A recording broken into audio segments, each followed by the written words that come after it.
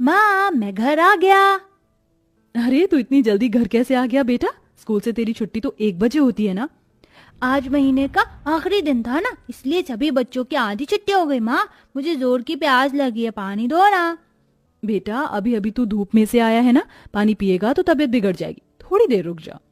ऐसे कहकर 6 महीने की प्रेग्नेंट यशोमती की गरीब बहू मधु उसे चिलचिलाती गर्मी में चूल्हे पर मिर्ची के पकौड़े बनाने लगती है, जिस वजह से पूरा घर गर्मी और भपके से भर जाता है।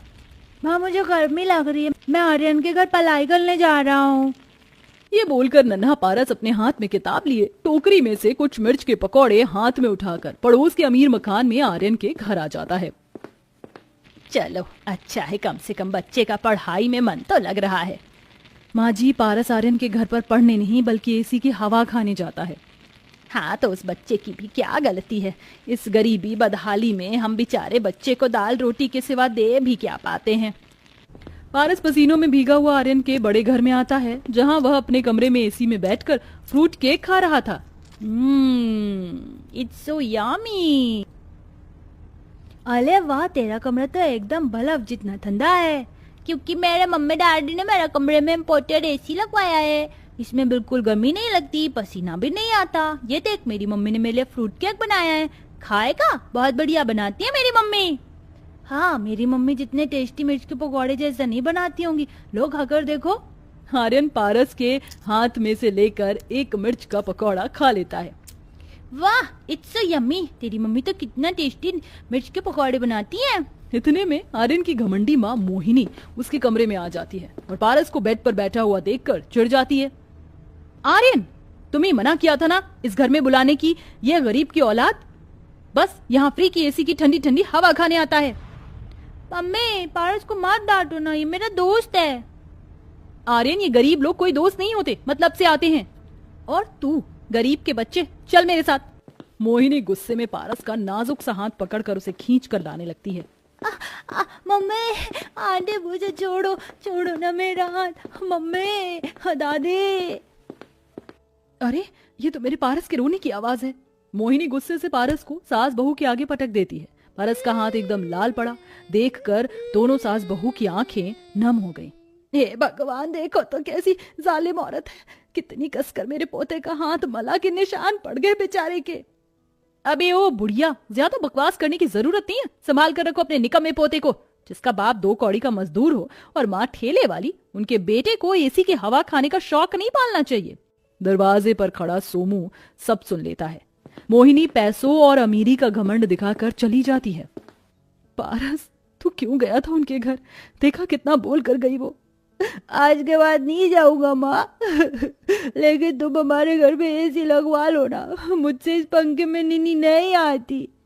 सोमू बड़े बड़े जमींदारों के खेतों में काम करता था, लेकिन उसे कभी कम मिलता तो कभी नहीं। इसीलिए घर खर्च में हाथ बटाने के लिए मधु ने अपने आंगन में बहुत सारे मिर्च के पेड़ उगाए थे, जिनके वह पकौड़े बनाकर बेचती थी। लेकिन एसी लेने का सपना एक गरीब के परिवार के लिए चांद छूने जितना कठिन था। माँ जी, मैंने पंखा कर करके पारस को सुला दिया है, मैं पकौड़े बेचने जा रही हूँ। और उस चिलचिलाती धूप में ही मधु पकौड़ों का ठेला लेकर रोड के किनारे लगा लेती है।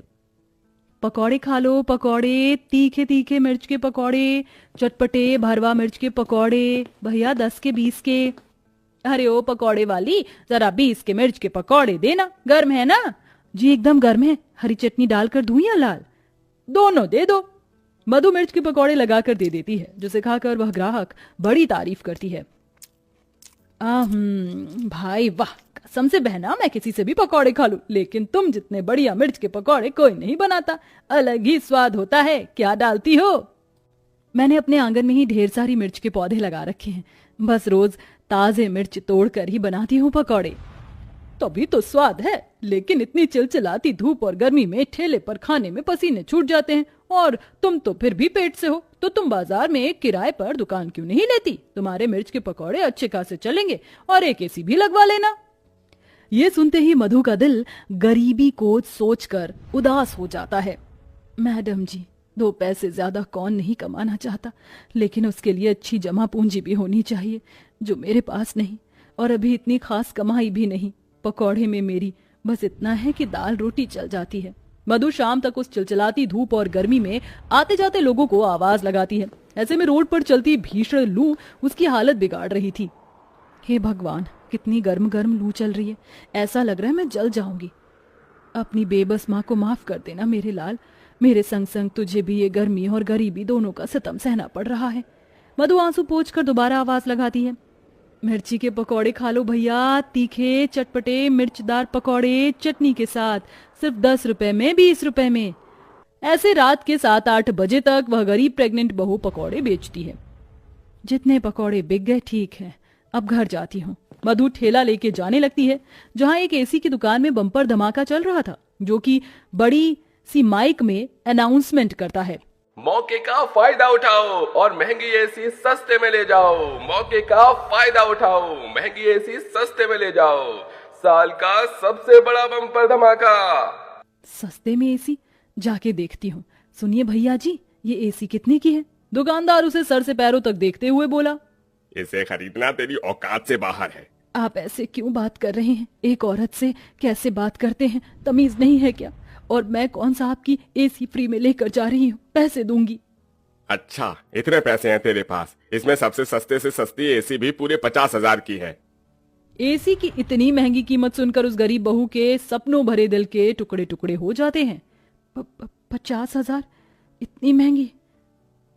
रहने दीजिए, नहीं चाहिए। सारे रास्ते रोते हुए मधु अपने गम को छिपाकर मुस्कुराते हुए आती है। आप सभी को भूख लगी होगी ना, मैं जल्दी से खाना बनाती हूँ। आप आज फिर इतनी लेट खाना बनाओगी और घर गर्म हो जाएगा, नींद भी नहीं आएगी। पारस, ऐसे बात नहीं करते, तू तो दादी का दुलारा बेटा है ना। आज हम बाहर चलते हैं, आंगन में ठंडी ठंडी हवा खाएंगे।